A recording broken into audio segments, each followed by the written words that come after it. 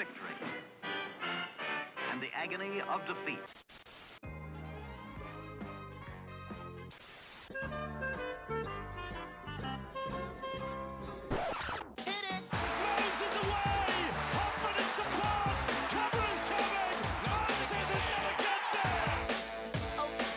Madison, great ball around the corner, Penasini, he beats them all! Junior Polar out wide, bumped away from Trindle, Sharks coming through, none of them can hold this!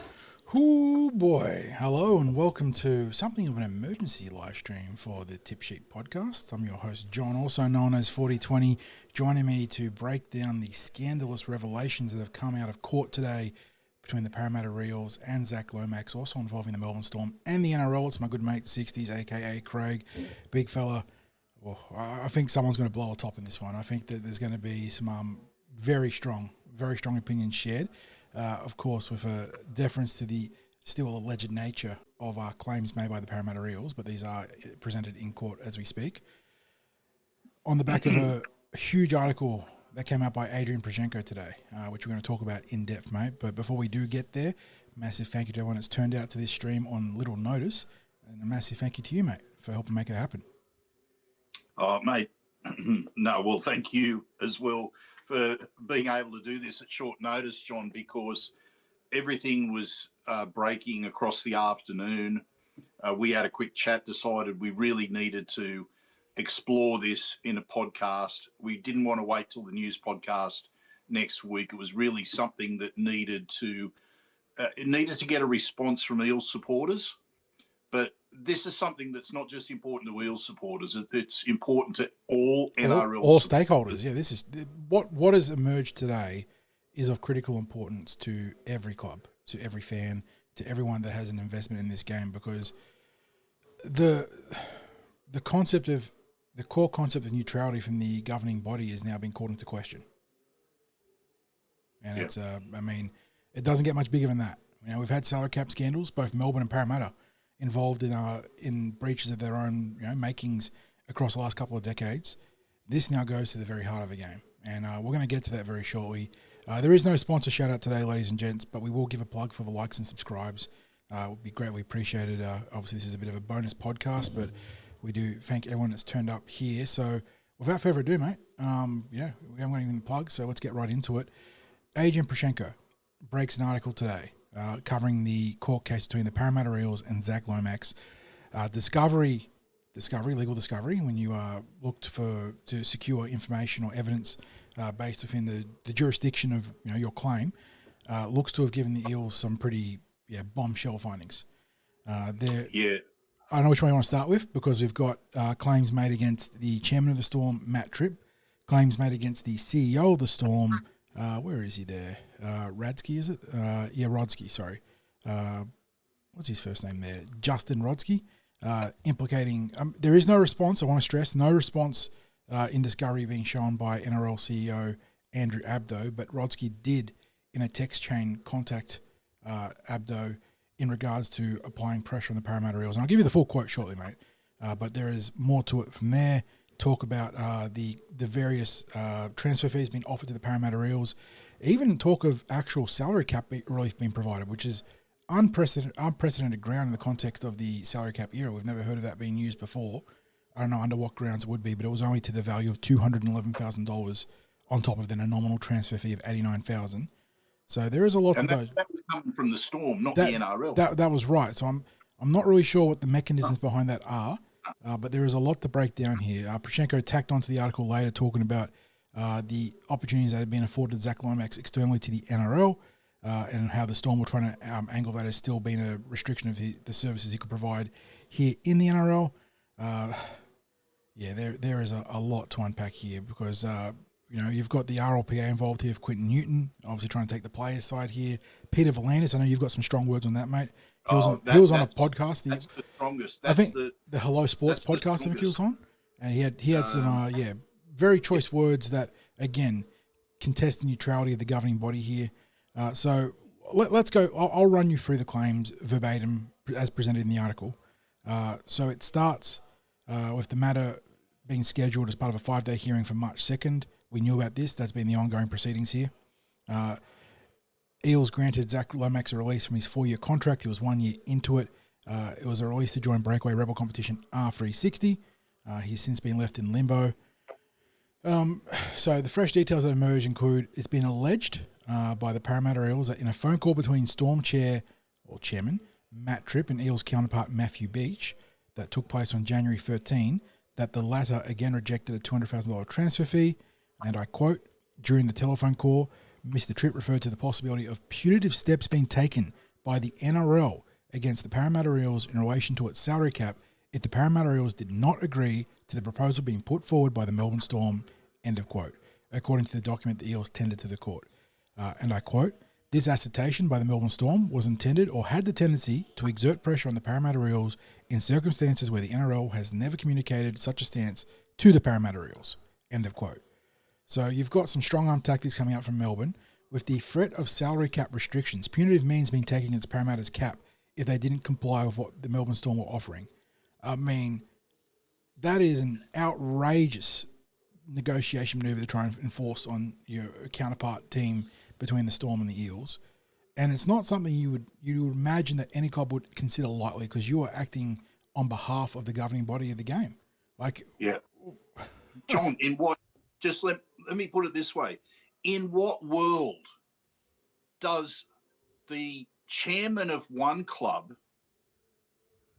suggest to the chairman of another club that if you don't meet our demands, that the NRL will take punitive action against you? Now, let's just think about that. What gives him the confidence or the gall or the balls or whatever you want to say to think that he can go and say that and think there would be no repercussions for it, for a start? Now, you wonder, and it's just a wonder, have these words ever been used before anywhere? Has there ever been a situation where one club has been pressured by another club?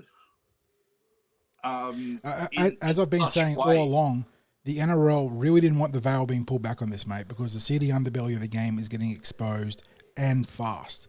Now, I do want to stress again, as I mentioned during the initial quotes here, these are allegations as presented by the Parramatta Eels in their case against Zach Lomax.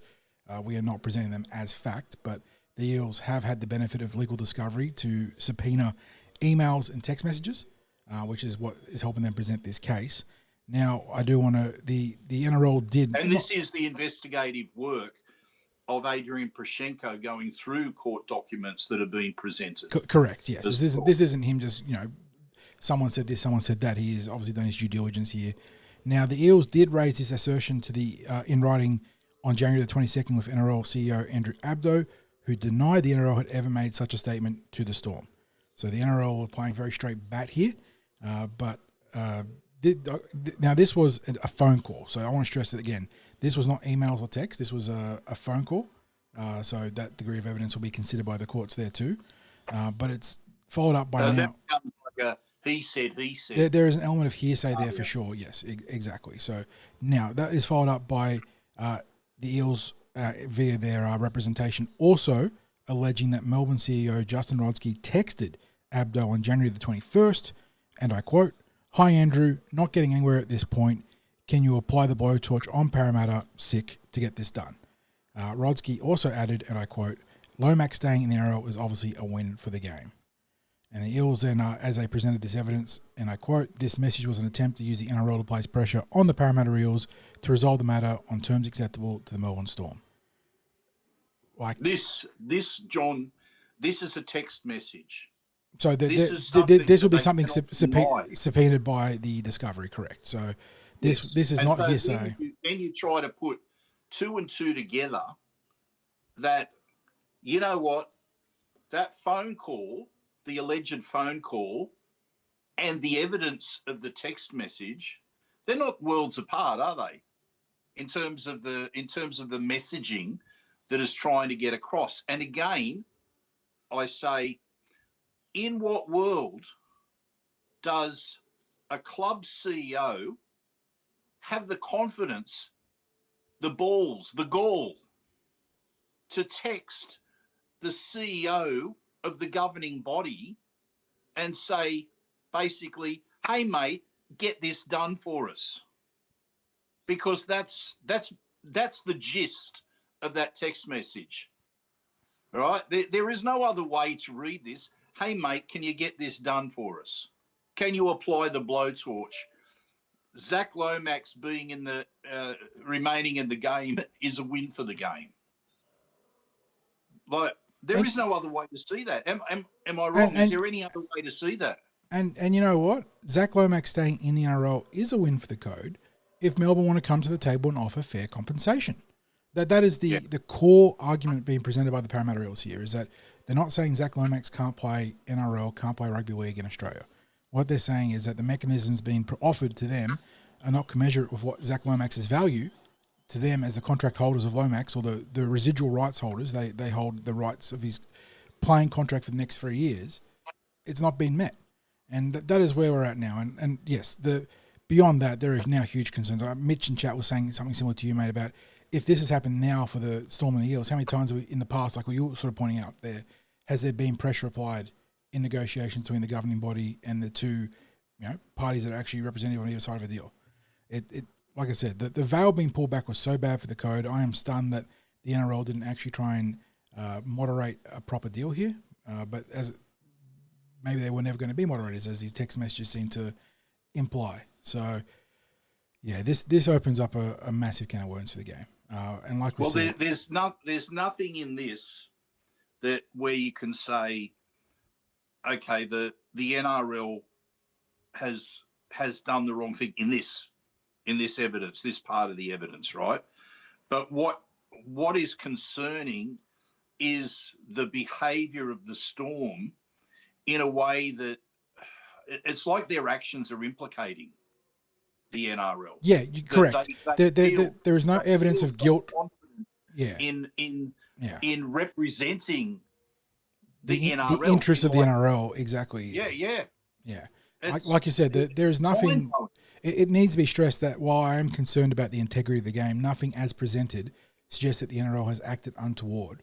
There may be more evidence that comes forward that reframes the entire narrative, who knows? But as presented, it's more a concern that the Melbourne Storm felt like they had, like you said, the authority, the executive ability to act on behalf of what the NRL's best interests were in this case. So that... Well, what we'd hope to see, John, in... again, if all of this is proven, now I think there's not too much that needs to be said about that text message. I think it's self-explanatory.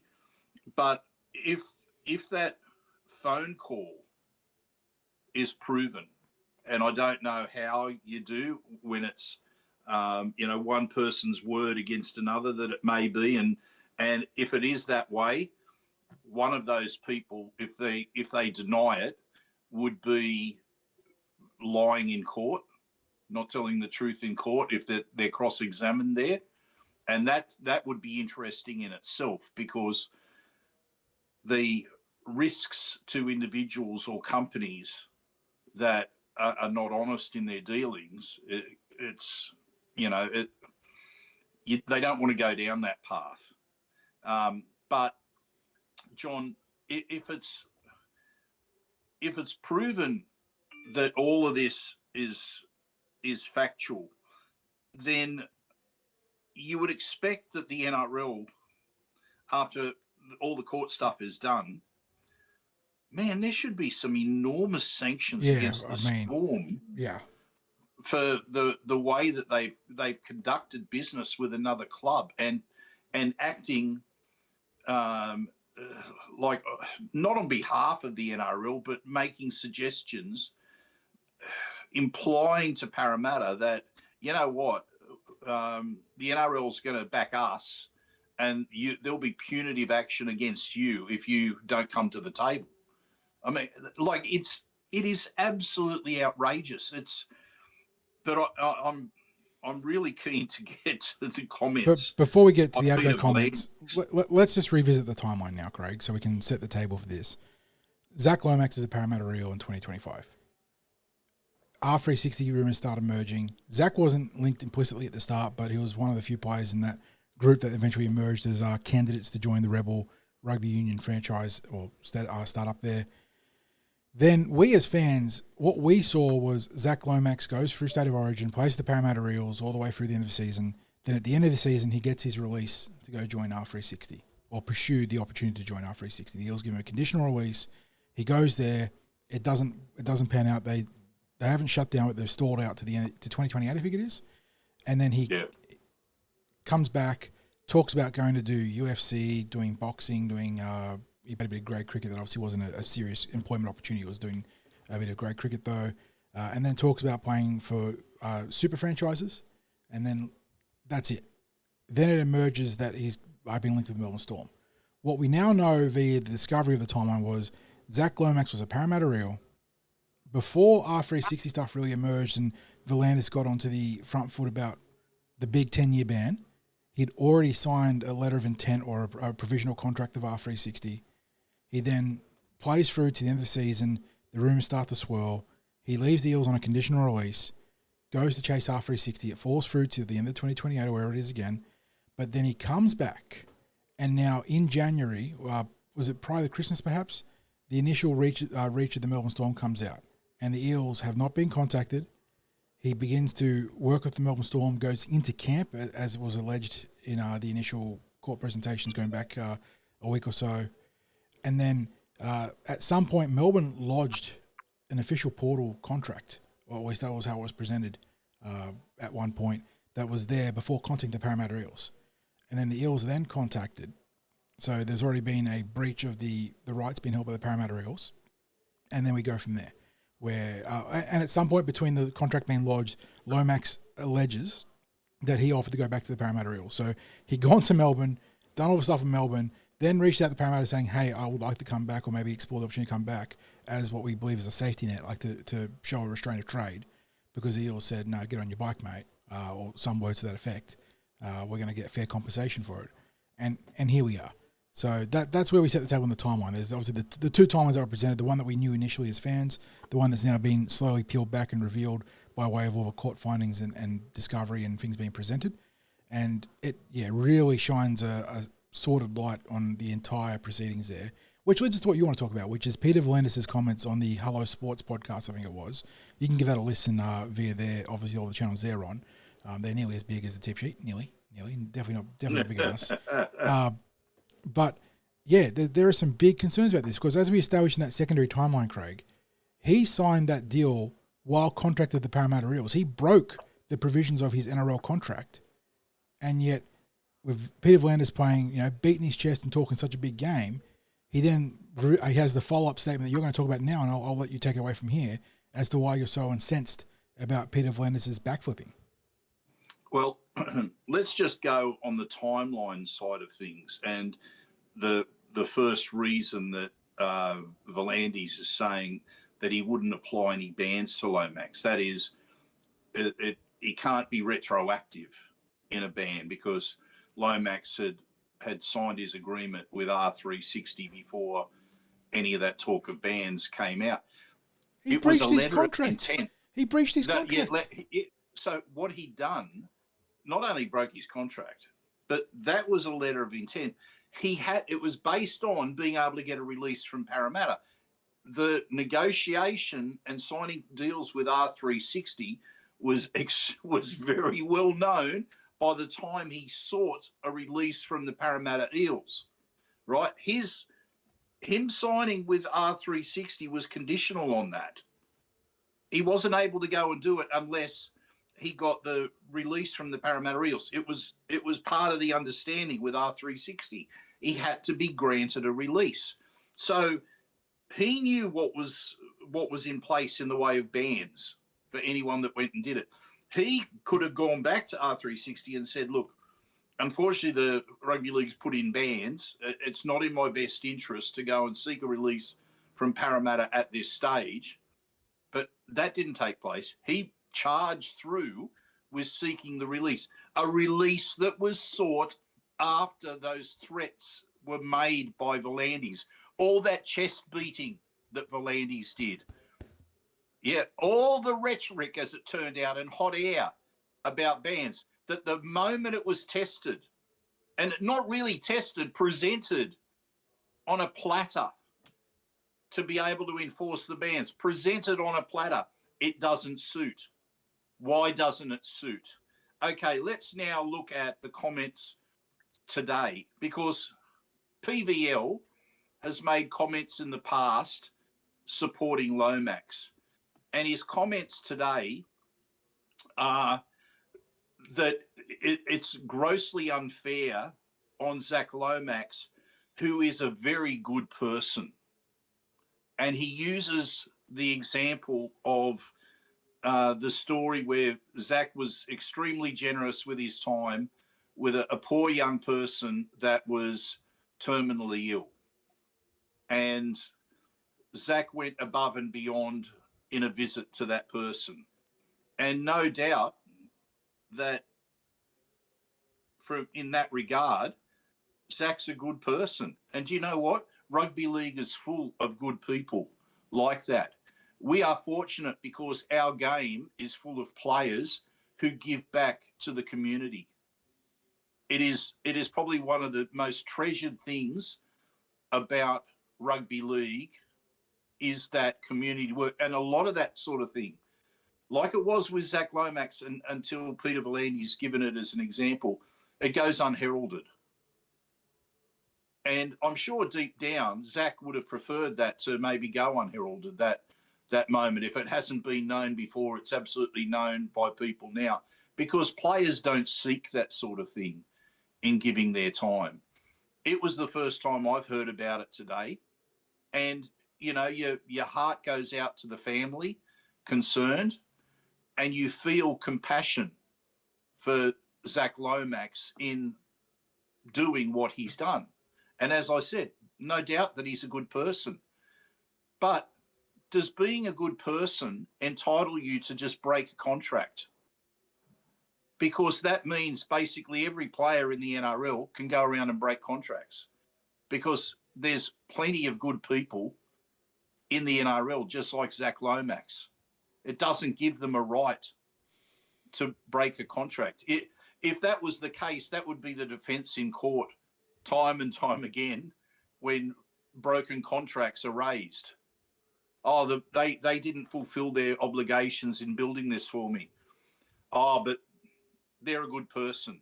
That's by the by that they weren't able to do this for you. Being a character of good standing is important in lots of things when it comes to legal matters. But being Zach Lomax, the good human being, and being Zach Lomax, the serial contract breaker, there is not an intersection here. If Peter V'landys is so adamant that Zach Lomax is a fantastic human being, he can nominate him for Australian of the Year. You know, let his the value of his merit and his actions off the field stand in that regard. It's got nothing to do with him. We're not even talking about him being banned, by the way. We're talking about Eels getting fair value. And like that is where I think there's been some muddying in the waters, and you sort of like maybe they're trying to tank some of the aggro and you know, deflect it. Yeah, you're a hypocrite about the 10-year ban, fair enough. But at the end of the day, I don't care if Zach Lomax is in the NRL. He can go play for the Melbourne Storm. He can go play for the West Tigers, for the Warriors, for the Cowboys, for whoever. The Eels hold his rights for the next 3 years. They did right by Zach Lomax, the good human being, the good club. The Parramatta Eels said, you know what? We're not going to stand in your way. We're going to give you the chance to go get $2.1 million a year in our 360. But, John, the important reason about mentioning PVL here is there is apparent bias at play here, right? It's hard now, to argue.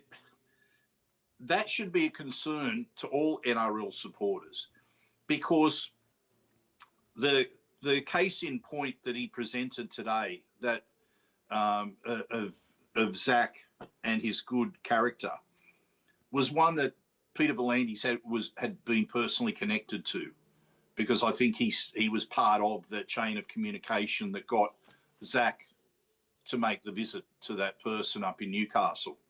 So he's shown that he indicated where he stood about Zach Lomax being, you know, needed back in the game and all this sort of thing in the past. But today it was like a doubling down. It was like an emphasis of a bias that was there. And what's concerning is that he has no qualms about these statements. As the chairman of the Australian Rugby League Commission, he just shouldn't be commenting. Surely. I mean, that's what we're asking for. We're asking for him to not be involved in this. Now, let me just, and I'm going to pose this question. Anti-tampering laws. Clubs have been advised, this is the quote, clubs have been advised that the definition of tampering will now include certain public and private statements that could be seen as attempts to lure or entice a player to join another club.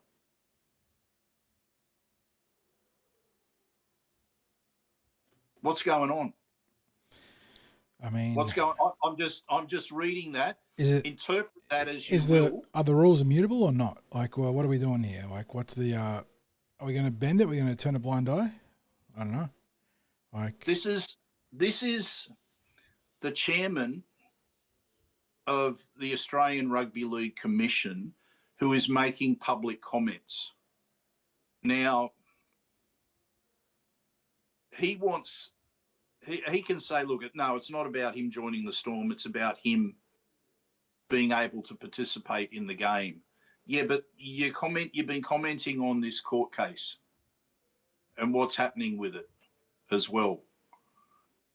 Like, at the very least, Peter, at the very least, you can say, look, this is not something where I'm really in a position to comment on.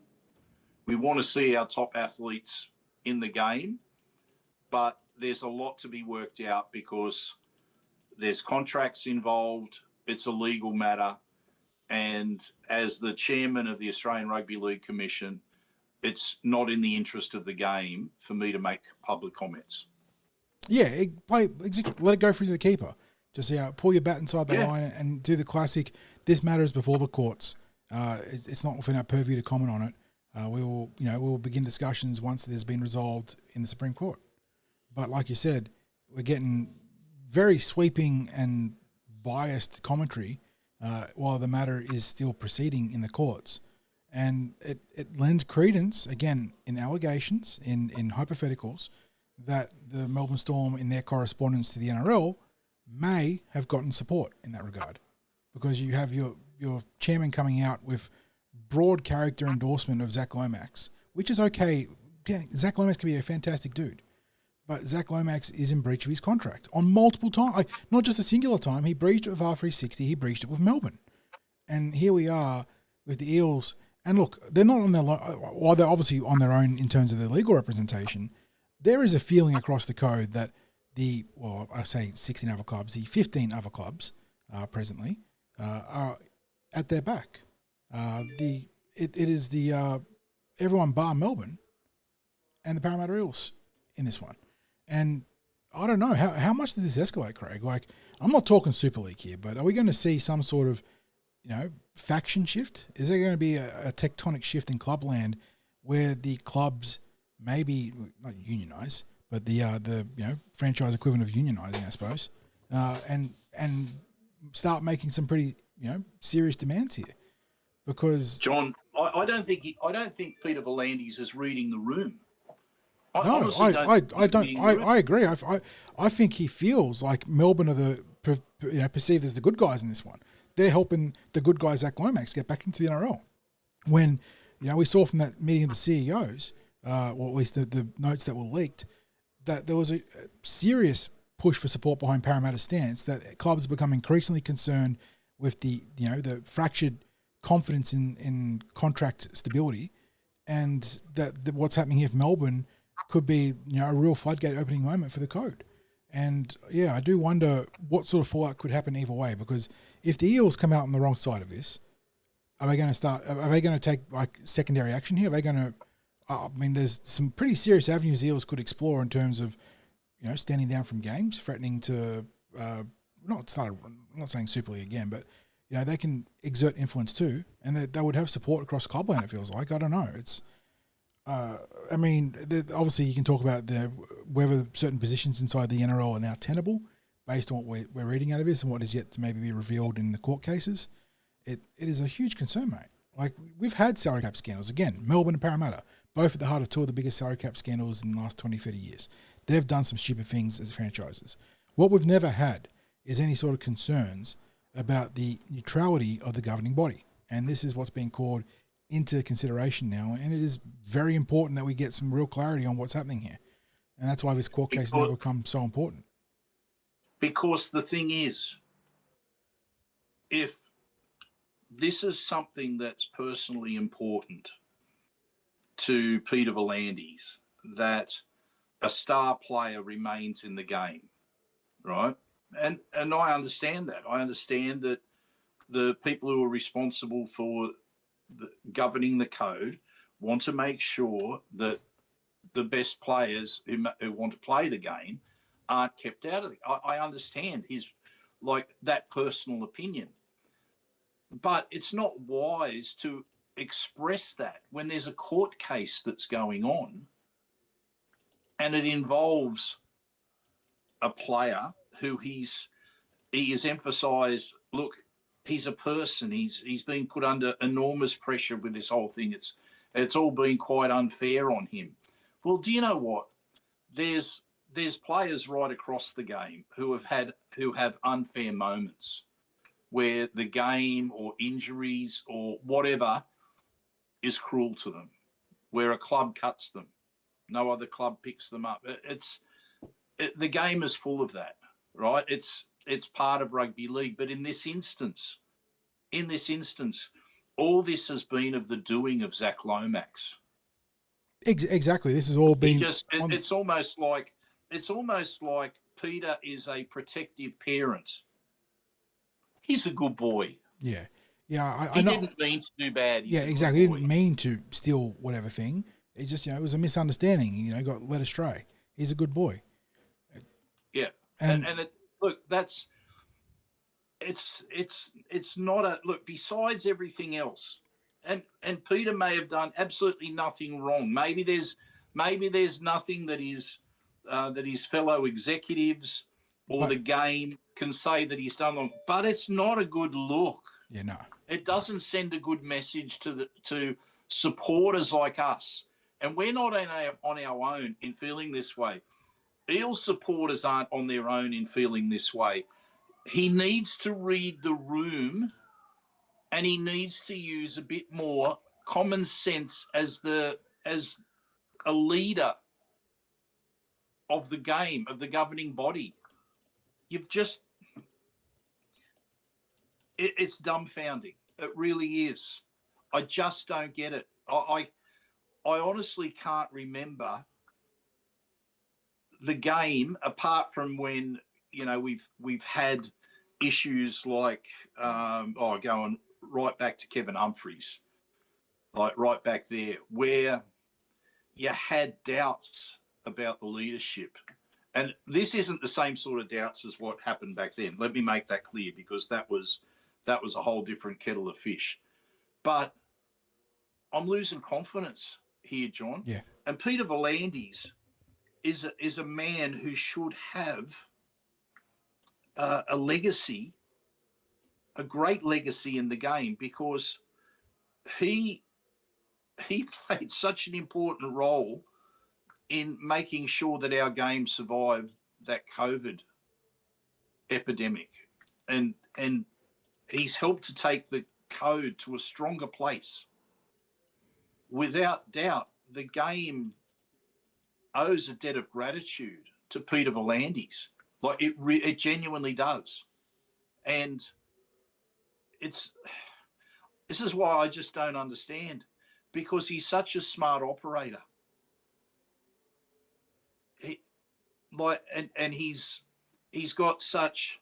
He's just so highly regarded in the business world, in the sports world. But this is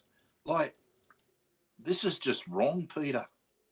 It's just wrong. You can't make the sort of public statements that you have, because they're your personal opinions. But it's a case that's going on in the NRL at the moment. And again, it's your personal opinions about a genuinely important rugby league matter. And people look to every word that you say. and make judgments based on every word that you say. John, have we got comment? We've been pretty full on now for the last 37 minutes. Have we got any commentary there from chat? A lot of strong opinions from chat, pretty much in line with what we've been saying, mate, which is not a surprise. I saw Derek was in there saying that the Storm didn't want to meet the conditions that the Royce Eels require, so they asked the NRL to support the break contract conditions. How extraordinary is that, and awful for the NRL? Yeah, like the optics on this are terrible. The optics are terrible.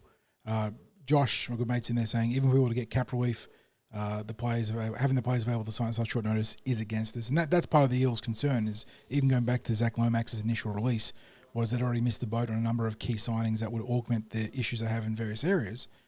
Scott Whitney also provided a answer against that, saying it also allows us to front load some contracts for 26 and then an A and beyond, which is true. Like there is mechanisms there for the Eels to extend and calibrate some of the contracts, but it doesn't help them with the 2 spots they got open in the top 30. It doesn't help them with the concerns they have about backline depth. So, yeah, this is a very messy situation. Mitch says this has been a massive home goal by the NRL. Should have stayed out of it and backed the club and signed that in the signed contract. That at the end of the day, that is the crux of the article, is that the NRL exists because of, at the various iterations, the 16, 17, soon to be 18 clubs. 18 clubs that are coming for Perth.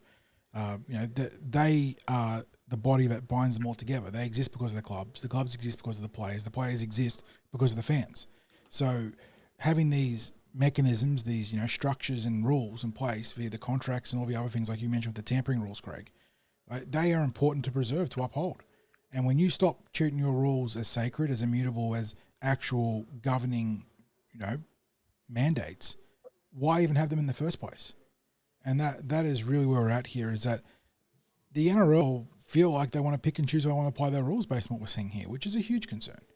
It is a huge concern. And I'll add on here, I said to some of my mates today that, and I know this is getting ever so slightly political, so just bear with me in the context of this, but between what we were learning in the Epstein files and what we're getting through the Lomax files here, I'll tell you what, I'm beginning to think conspiracy theorists maybe aren't so crazy. Like there is just some wacky stuff going on right now, both globally, which I don't even want to get into, but in NRL here, where why are the Melbourne Storm contacting Andrew Abdo? The only time they should be contacting Abdo is to formalise the contract. Present them here. We contacted the Parramatta Eels. They said it was okay to negotiate. Here is the offer we're going to present to Zach Lomax. Not, let's put the blowtorch on Parramatta. Like, holy shit. As I said, John, in what world does a club chairman and a club CEO have that gall, the absolute gall, to contact not only a rival club and give the impression that be careful because the NRL's backing us? Like that was the gist of what they were trying to convey. Yeah, no, it was classic strong arm. Beach. Strong arm tactics. It was a strong arm play. Yeah, yep. It's like it was racket and tactics. To make that and to send a text like that to the CEO of the governing body, like basically, hey mate, take care of this for us, will you? Like, I mean, like it defies logic. I mean, this is such a big case now.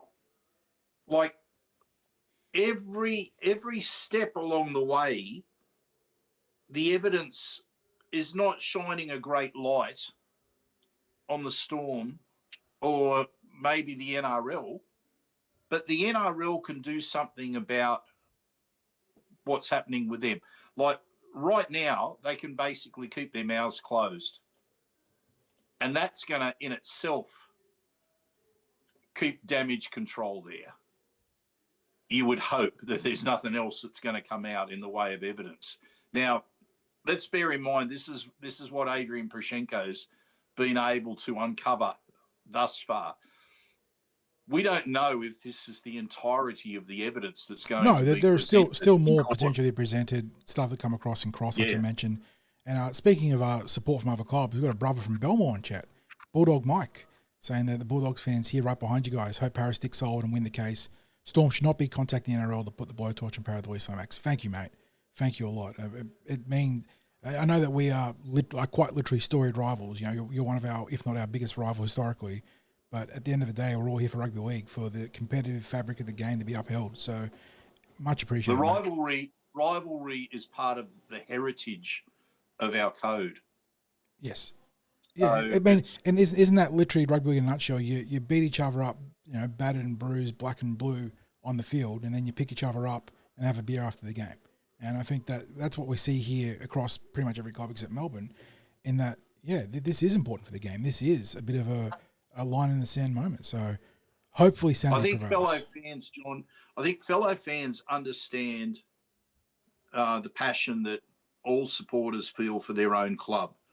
They understand that we're going to have biases in our takes on things. Everyone understands how there'll be certain club supporters that will hate certain other club supporters, or you know, from a football sense.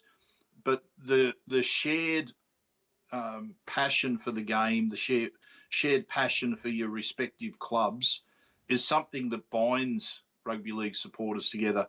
There was a great post from an English supporter. I think was a Widnes supporter that I reposted on X yesterday, and he was talking about the passion of rugby league, and it was very, very true of the English game and the English towns. And he talked about the jersey and the badge.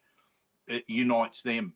It unites everyone in the town, and everyone sees that rugby league team is representing the town, and it was words to that effect. He goes, look, it was just such a passionate dialogue that he posted, including he talked about, you know, the game is his grandmother having to be carried off the terraces for watching a game, a traditional game between Widnes and I can't remember the other club, but it was like I think it was a Boxing Day match or something like that. And it was freezing conditions, and his grandmother had arthritis, and she had to be carried off the terraces because she couldn't move because of the conditions. But nobody was going to miss that rivalry game. Yeah. And that's what rugby league's about, is about those shared passions. And I think everyone understands in this instance when there is something that appears very wrong that's gone on, because if it can happen to one club, it can happen to any. Exactly. It can happen to any club. Yep. And it cannot be seen, and there's no response that's been made available in evidence about how the NRL, how Andrew Abdo responded, or whether he responded to that text message. I'd say he'd be too smart to respond to a text message like that. Far too smart to respond to a text message like that. But it just doesn't look good if you've got a club CEO communicating like that with the CEO of the governing body. It's too familiar. And it's not to say that CEOs can't have a familiarity between themselves, you know, the different clubs and what have you. But at some stage, you're the boss. Yeah. And a text like that, there's far too much familiarity. There's far too much. No, it's ugly, that sort of message. It really is. It's ugly for the game. That a CEO. There we go. Sorry, just apologies to anyone that's watching. I think we just had a little dropout, which you didn't miss too much. But yeah, I think we just had a little stutter. We should be back. Just confirming. Sorry, my OBS just had a little dropout.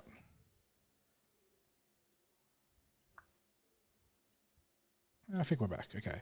Sorry about that, guys. But yeah, fair points raised there, Craig. So, and just to in chat, I saw a question from where was it? Scott asking, how did the Eels get hold of a message? I gave you a text response there, but just to confirm, the Eels, via their privilege of legal discovery in the court case, were able to subpoena emails and text messages involving Zach Lomax and his management. And that's how the connections to the Melbourne Storm and thus Storm to NRL have been established. So that's the privileges in the legal system as part of discovery to build their portfolio of evidence. And that's why the Eels have this, yeah. It's actually quite explosive, really, when all's said and done. Well, that's why I've been telling people that discovery is a bitch when it comes to courts. Like there is so much that people think is privileged or secure, and it isn't. Like once discovery is invoked, because you literally have a mandate from the courts to go and get stuff from email servers, stuff from text services, and it is amazing how blasé some people can be about their communication. So we got that in the case of well, not so much Trip because that was a phone call.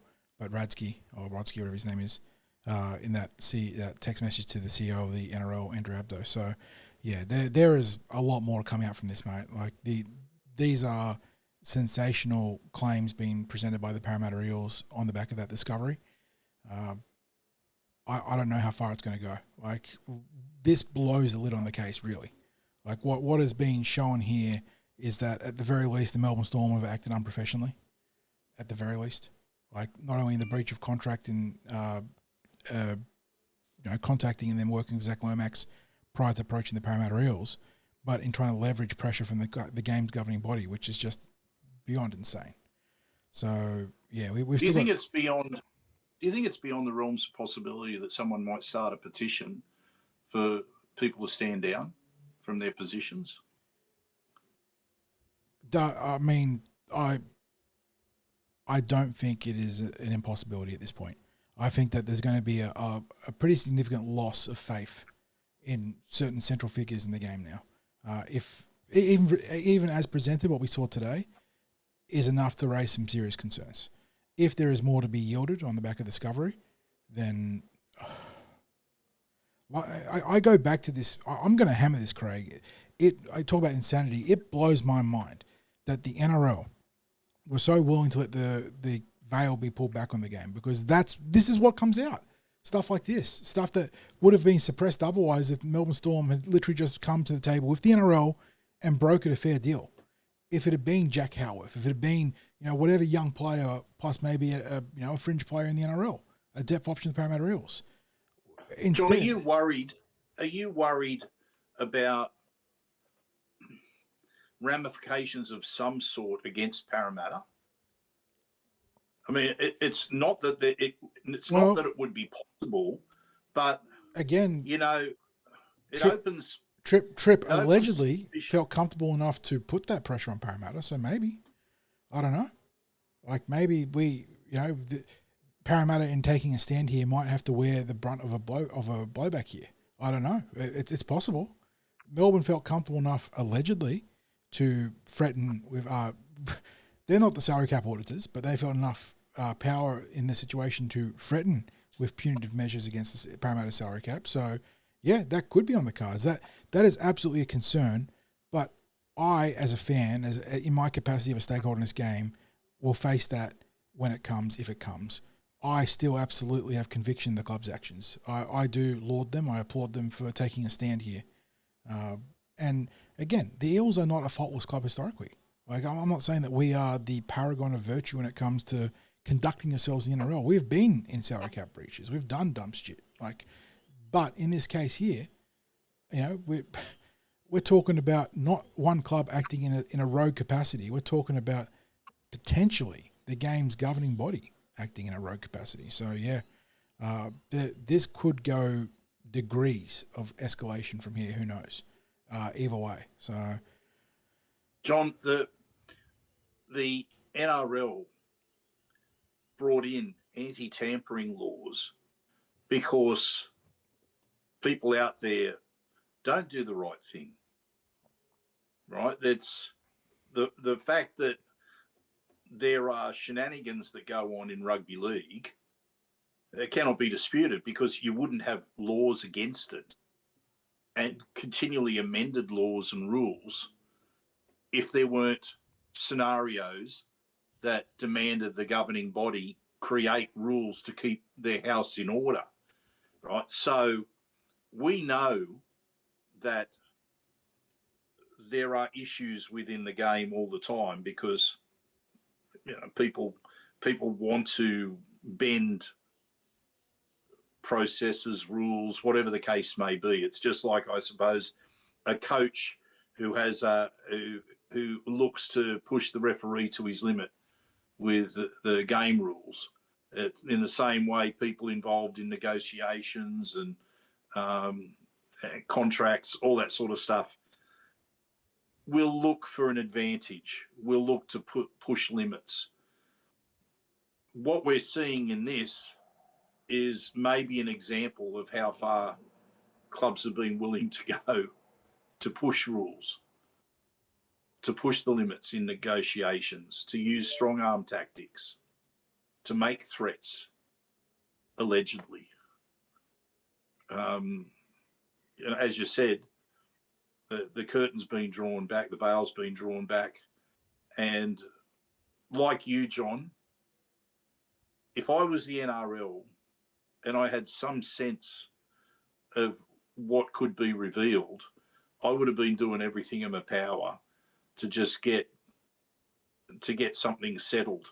And who knows, mate, maybe with this, it might push things towards a negotiated outcome. Mayhaps.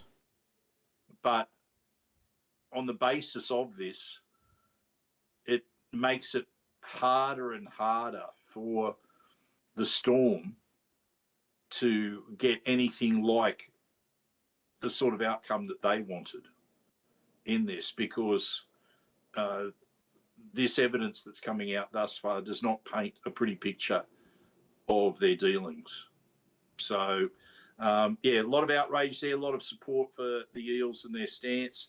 Mate, this is a case of where I am proud of the club and the fact that they're sticking to their guns with this. So, I don't know that there's too much more to say, John, other than right now, we'll give ourselves a plug for the live blogs of the junior reps over Saturday and Sunday. And don't forget to stand by for our live instant reaction to the Eels trial on Sunday night. We'll be back in our instant reaction form. I guess this is an instant reaction. Yeah, but not post game. It's a little bit different. This is obviously on the back of some important news emerging in terms of updating the Lomax situation. Who knows? By the time Sunday rolls around, maybe there's going to be another update. There will be no more days of court, I imagine. I don't think there's going to be a Saturday court hearing for this, but maybe some more allegations or revelations will emerge in the next 48 hours. But if not, we'll have a good time talking about that football game between the Parramatta Eels and the Cronulla Sharks out at Henson Park. How about that? Getting back, I think, they're billing it as the game 36 years in the making. That's probably how long it's been, I imagine, since Henson Park's last home game. So, yeah, it'd be very fun. No, a bit longer. It's longer than our premiership drought, John. Why are they saying it's 36 years in the making on NRL.com then? They're saying that the last game was in 1990. Roosters versus Cronulla. So the Jets had been wrapped up by then. They must have played a game. So an NRL game. There you go. So that's why the Jets had been. We talked about. We have talked about this in another recording that's not yet made public, where between us and Chris Ricketts talking about Parramatta's grand final against the Jets and some cool little insights there, which we'll be able to share very shortly, hopefully. But in terms of this game, it's 36 years in the making from 1990, the last NRL game played at the venue. So, yeah, it's a massive day of football out there. You're going to be covering the junior reps on Sunday. I'll be calling them on Saturday. So you can catch those 4 games across the 2 days on the Cumberland Fro, as always, joining the conversation there as we hopefully knock over the Sharks in all 4 grades. But then, massive evening there. Eels taking on the Sharks. Parramatta named that mammoth 28-man squad with lots of young talent to be excited about. And we'll be all over that in the post-game. Yep. So thank you, everyone, for being part of this live podcast. Hopefully everyone enjoyed being in their live chat and sharing their grievances. Everyone fired up, yep, understandably so, justifiably so. Yeah. And, anyone that's listening to this on delay or on our other platforms other than YouTube, again, we appreciate your support. Don't forget to like and subscribe.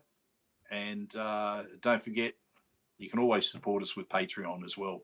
It all helps us to get this content out to you.